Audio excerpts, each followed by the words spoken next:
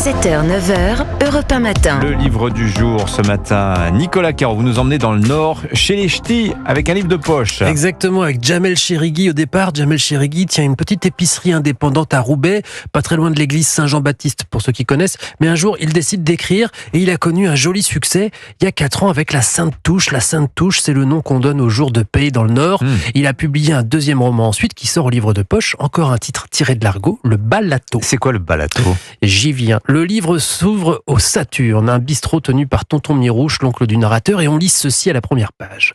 On apprend beaucoup plus de trucs en fréquentant les bistrots qu'en allant à l'université. Les bistrots, c'est une école de la vie, tous les alcooliques vous le diront. Fin de citation. Le Saturne, c'est un bar insalubre mais convivial. Il tient grâce à ses piliers, l'amiral, Pélican, Corbeau, Rachid le boxeur ou Van Gogh, surnommé comme ça parce qu'il n'a qu'une oreille. D'ailleurs, dès le début, ça dérape sans aucune raison apparente. Van Gogh a décidé de se pointer en costume 3 pièces, sapé comme un milord, et en plus, non mais on rêve, il fait comme si de rien n'était. Ça ne plaît pas du tout à Tonton Mirouche et l'altercation ne va pas tarder. Bon, le balato, c'est quoi, Nicolas ?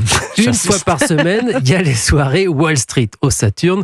Tous les volets sont fermés et la clientèle est triée sur le volet, justement. On appelle ça les soirées Wall Street parce que les fonds y circulent aussi vite que dans une salle d'échange de chez Lehman Brothers. C'est un tripot, en gros. Et pour y rester, chaque heure, vous devez payer une taxe à Tonton Mirouche. Ça s'appelle le balato. Ah, voilà. Mais pourquoi les clients ne sont pas les mêmes ? C'est qu'il faut avoir les moyens, ça va très vite. Et en fait, ce sont les voyous, les mafieux qui se retrouvent là, sous l'œil attentif de Bonbonne. C'est lui qui raconte, le neveu de Mirouche. Et un jour, Bonbonne voit débarquer le Suisse qui joue les caïds et qui est en fait une petite frappe arnaqueur à la petite semaine et qui embarque Bonbonne dans ses aventures. Ça donne une série d'arnaques de bras cassés. Ça part dans tous les sens. C'est écrit dans un style oral qui sonne très juste. On rigole beaucoup. Et à la fin, on rigole un peu moins.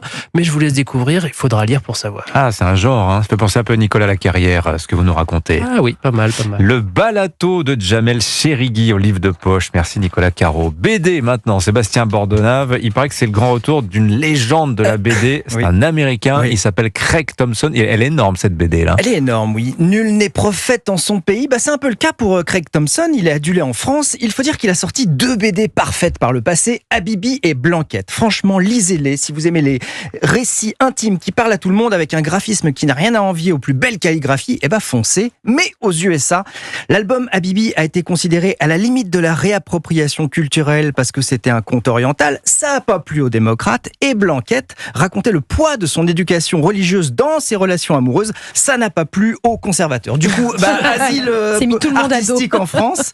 Il a été multiprimé chez nous, mais ça fait en vrai 20 ans qu'on attend son grand retour. Ça y est, ça s'appelle Ginseng Roots. Alors, le sujet de cette BD, vous avez dit Ginseng Roots, oui. Les racines de ginseng, c'est ça ? Ouais. Il va être question de ginseng. Tout.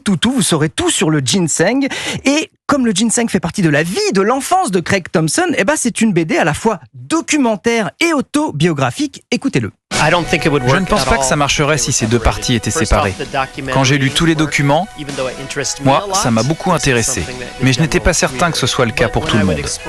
Par contre, quand je raconte que j'ai passé mon enfance à travailler 40 heures par semaine, ça fascine les gens.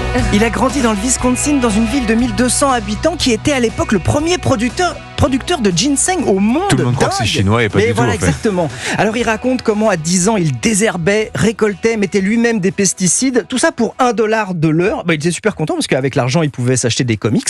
Il m'a raconté aussi que maintenant c'est des petits Mexicains qui font ce qu'ils faisaient, mais que eux donnent l'argent à leurs parents pour survivre.